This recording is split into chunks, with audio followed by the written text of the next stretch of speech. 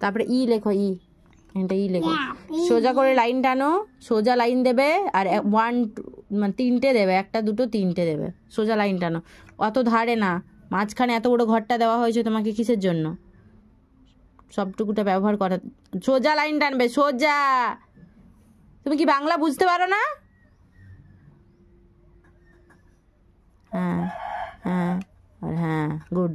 F লেখো, F, F লেখো, F, এই যে এই এফটা এখানে লেখো। হ্যাঁ, সোজা লাইন টানো, 2টো হবে। হ্যাঁ, 2টো, 2টোর বেশি না। তুমি 3 4টে করে দিলে কেন? লেখো, 2টো দাও। তুমি কি ভুলে যাচ্ছ সব?